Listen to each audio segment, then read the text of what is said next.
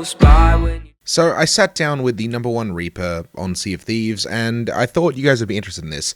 This was an interview I did with my good friend and former #1 Reaper, Mr. Hargalaten.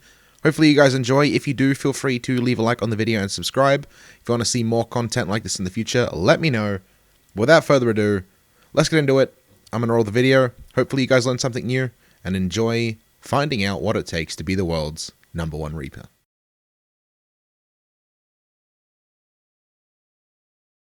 My name's Steve. My Twitch channel is twitch.tv/Hargalaten. I stream 6 days a week from like early afternoon Australian Eastern Standard Time, so like 4 p.m.-ish. Very punctual.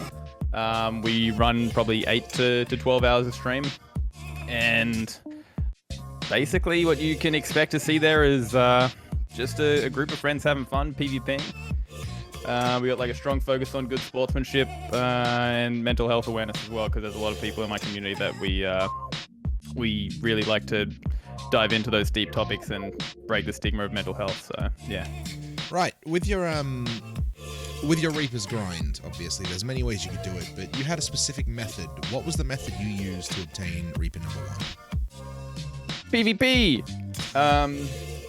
Yeah, I mean we're really big advocates for, Reapers is a PvP emissary, and to be #1 or top 10 or anything else without actually PvPing for the loot felt like we would cheapen it.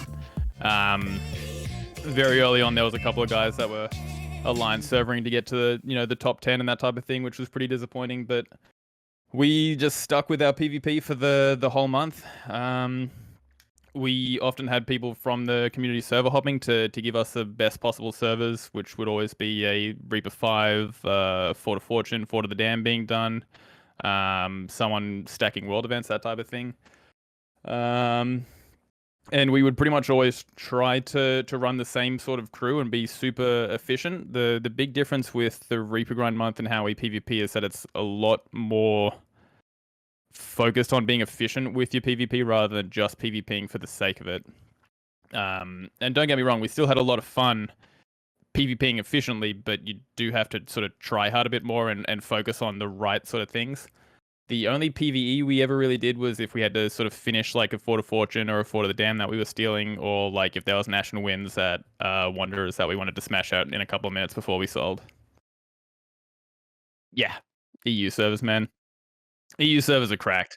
Like the European servers, they're insane, dude. Like NA is not far behind. The NA servers are really good as well, but EU servers, from what I experienced, were just I would get on and we would go to Reaper 5 and we would fight the Reaper 5, and if we sunk them, there was a very good chance that Reaper 5 had like 4 or 5 flags on them already because they'd been PvPing and sinking other ships. And then it was really funny because on OCE we would sink a Reaper 5, go to Reapers and sell, and just go next.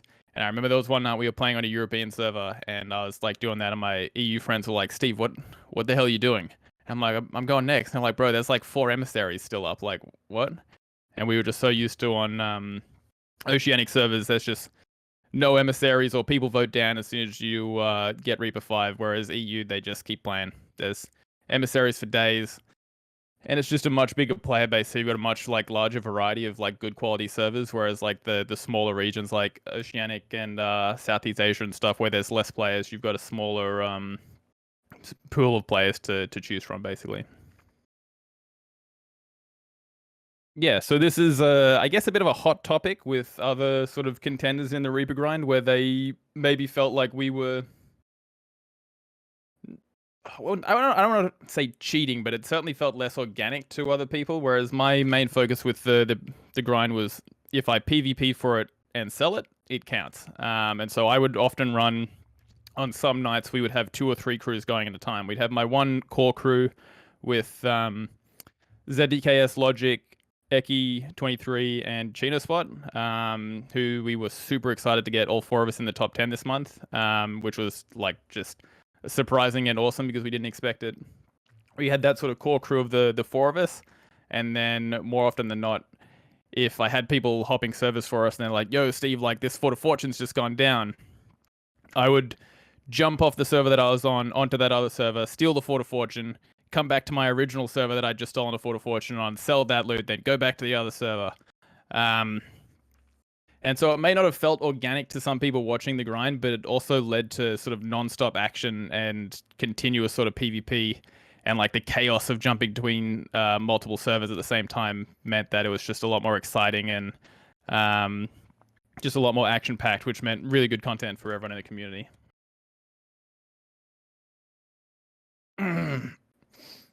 Bat 12? Bat 12? Just a couple? So the low end would be 9. The high end would be, there was a couple of days where I probably did 16. But the average was probably around like 12, I would say. Well, didn't really have much of a social life, as you could imagine, playing the game for 12 hours a day. Just the simple things, right? Like going around to a mate's house for beers and watching the footy. Couldn't really afford to do that because it was like, sorry man, like it's a Friday night. If I take Friday night off, this is some of my best servers on OCE. It's sort of my prime time to really get like as much ledger as possible. Because on like a Friday, Saturday, Sunday, we would make anywhere between 3 upwards of 4 mil sometimes on emissary ledger, which during the week we would be lucky to sort of get 2 to 2.5 mil.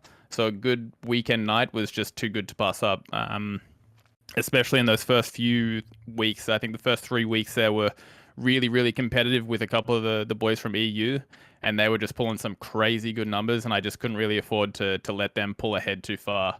And honestly, I probably wouldn't have finished first if they hadn't sort of gotten burnt out with the changes to the game with X bucketing and whatnot.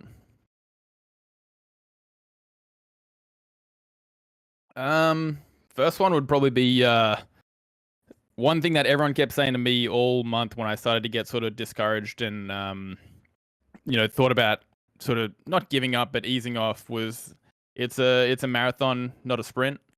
Because there was like a few weeks there in the middle where I was sort of getting further and further behind first place, and they're like, "No, dude, it's a marathon. Like, just keep up, stay persistent, stay like focused and efficient with it." And like hopefully they'll get burnt out, which is exactly what happened in the end.